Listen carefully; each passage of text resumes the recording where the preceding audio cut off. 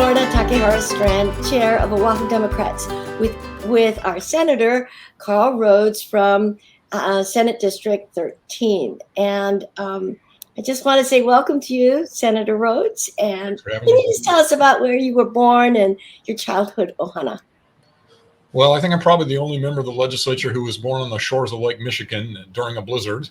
And when I was 9, I have 2 younger sisters, and my parents and the 3 of us moved from southern Michigan to southern Indiana. And I grew up in a college town, Bloomington, Indiana, where the main campus at Indiana University is. It's a basketball crazy country, and there's a huge and very good music school at Indiana University. So that was sort of the backdrop of my early life. My dad ran an electronics store that I worked at off and on from 1972 until he sold it in 1986. And where do you live now? And what's your home is Chinatown now. My wife and I have lived in the same building, Honolulu Tower, for almost 26 years now. And I don't know, we like Chinatown. It's it's a very interesting mix of cultures, and there's always something fun and exciting going on. Very convenient for working downtown like we both do. And we haven't even owned a car for 15 years. It's so convenient. We realized after a while that it was just a waste of money, so we stopped. We got rid of it. It's a real place. It has its problems, but it's genuine, and we love it here. Tell us about someone who's your personal hero who inspires you to keep moving every day. Well, I've always admired people who did things against self-interest, and so a couple of my heroes are Father Saint Damien and Mother Teresa, Saint Teresa now.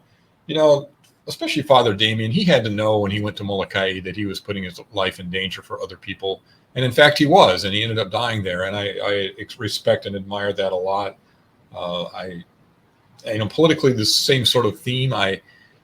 Politicians who do things that are not politically in their self-interest, I admire, which leads me to one of my sort of unlikely heroes, who's Lyndon Baines Johnson, who at a personal level was probably, kind of a slimy guy, but he said to his one of his staffers after he signed the Civil Rights Act in 1964 that we've lost the South for a generation, and as it turned out, he was wrong. When the Democratic Party lost it for a lot longer than that, and the fact that it's so unusual that Georgia voted for a Democrat this last year just goes to show how right he was. But I think he felt like he was doing the right thing, and he was willing to accept the political consequences for it. What have been some defining moments or events in your life that helped shape you to become a Democrat? Well, probably the big one was, and I think it was probably in my 20s, I realized that this saying that a lot of successful people say is that, well, if I could do it, anybody can. And it's just not true. As a political matter, we've striven for years, decades in the United States to make everybody politically equal, but we're not equal talent-wise.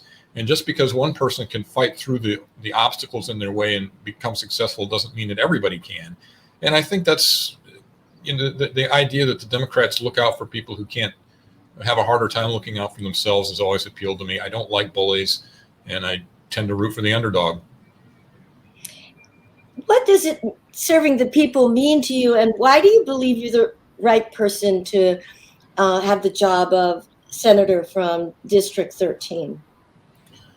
Well, I think serving the people means to me that I treat constituents a lot like I treated clients when I was practicing law. I'm on your side. I'm going to give you the benefit of the doubt, and we'll get to the bottom of this and figure out what the problem is. At the macro level, I think it gets back to my instinct to try to look out for those who can't look out for themselves so easily. It's just for why it should be me. It's just experience. I know what I'm doing. I've been there for 16 years, both in the House and the Senate. I know how the state government works. I just know how things work. And as long as the disadvantage of having experienced politicians is they get cynical, and I don't think I've gotten cynical yet. I think I still care about what happens to people, and that's why I'd be a good choice. And half a minute left. Okay. If you win and can accomplish 2 things while you're in office, what would that be? Well, I'd love to pass a carbon tax because all the economists say that's the best way to fight global warming, and we got it through the Senate one year. The other thing that I would really like to accomplish is a better mental health care system. Excuse me. I live in Chinatown and I see what mental illness can combined with substance abuse can do to people. And I would really like to improve that system more than we already have. And if Democrats want to volunteer for your campaign, how do they contact you? Carl, my email is carl@karlrhoads.org. And there's also a volunteer form on my website, which is karlrhoads.org. Or you can call me on my cell, 271-5995, 271-5995. Wonderful. Mahalo, Thank you Senator. very much.